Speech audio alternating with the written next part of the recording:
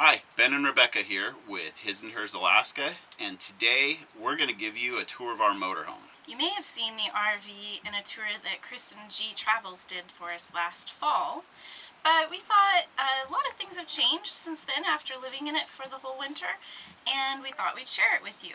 So we have a 1999 TIffin Allegro with one pop out, and we're 32 feet long. 32.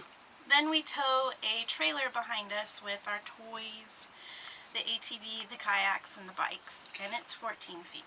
This motorhome is built on the Ford F53 chassis and has the 6.8 liter V10, pretty standard for the Class A motorhomes. So let's get started with the tour. Well, obviously we'll start at the front of the RV with the cockpit. Here it is.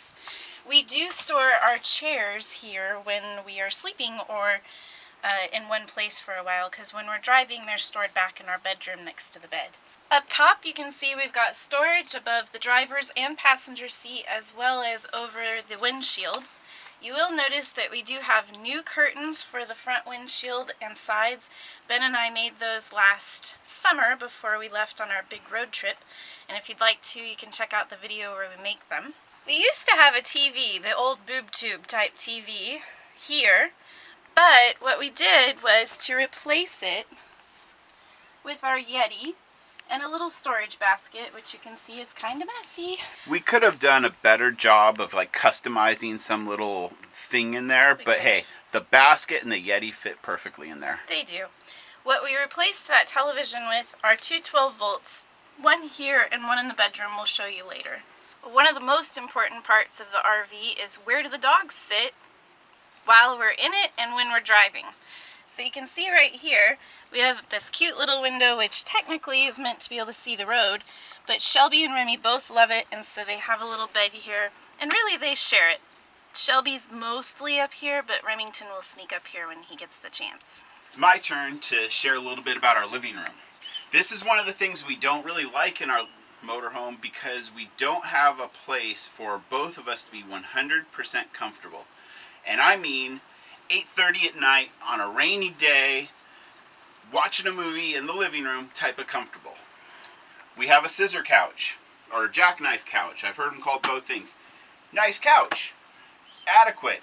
But ideally for us, we would like to have two recliners where we could both totally just chill out and watch a movie at the end of the day.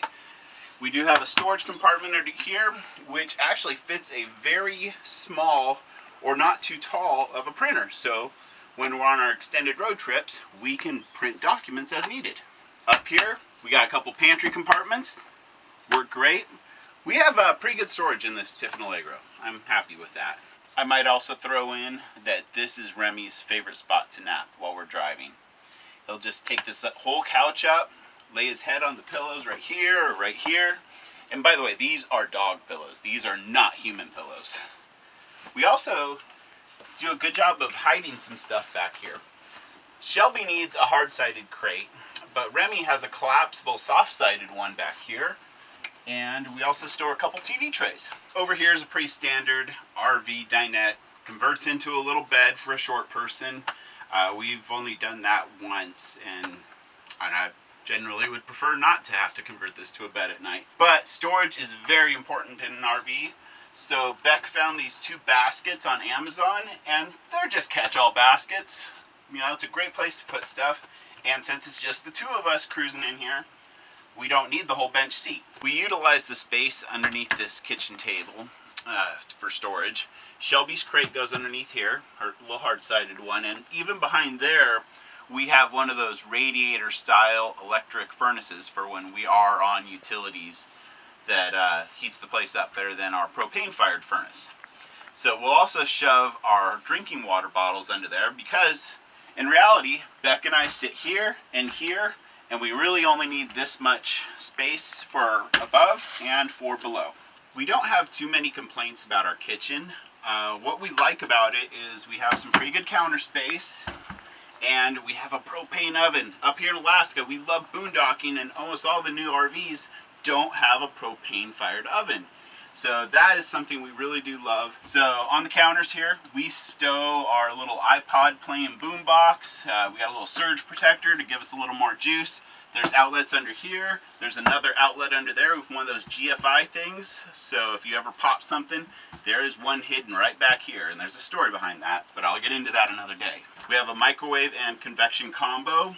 Yeah, we use it, but generally speaking, we try to avoid using the microwave, and the convection requires electricity. So when we're out camping and not RV parking it, we try to do everything off of 12 volt or off of the propane.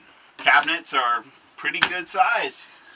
Got our spice cabinet, plates and bowls, got our leftover containers, our coffee cups there, nice little compartment back here, a two-sided sink, and we found that this space back here never really got utilized. So it's a matching basket to the ones over there on the dinette, but we're able to now put our fruit and produce in this basket. And then we have a mat right here, which is one of those type that you can dry your dishes on.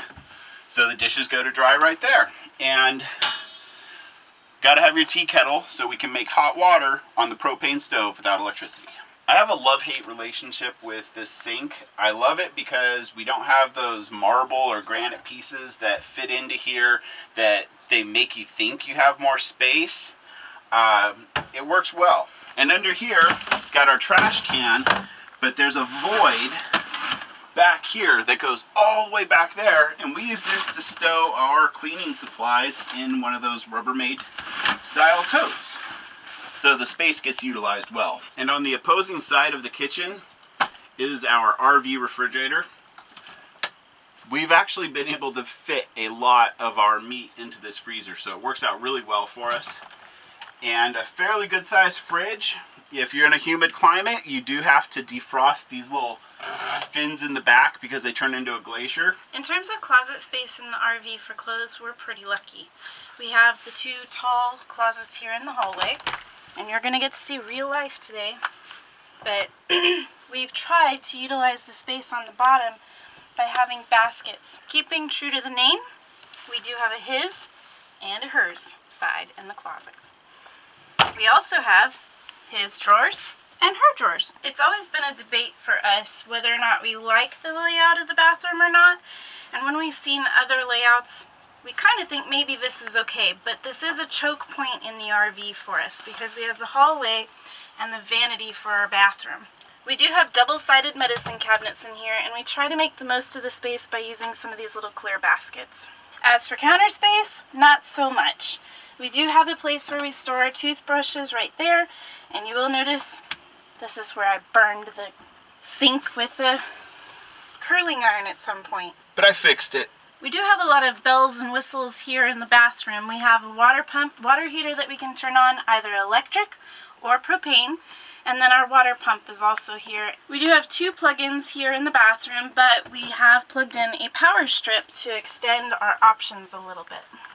This is where we plug in our radiator style space heater, and it will sit just behind me here next to the kitchen. Welcome to our bathroom.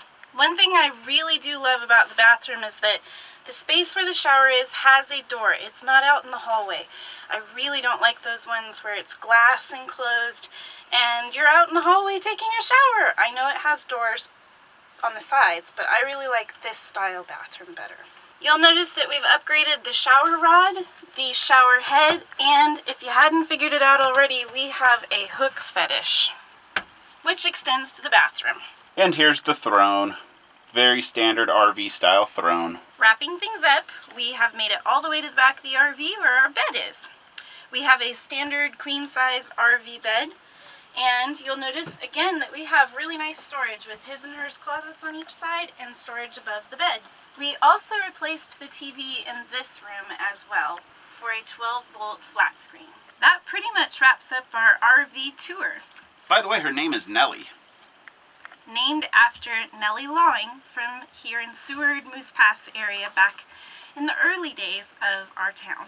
She is a famous pioneering person and explorer and kind of a badass.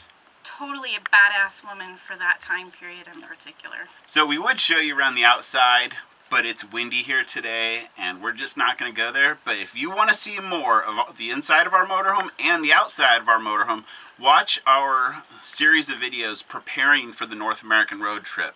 which was a 7-month, 17,000-mile road trip that we did in this beast all the way around the lower 48 and into Mexico, through Canada.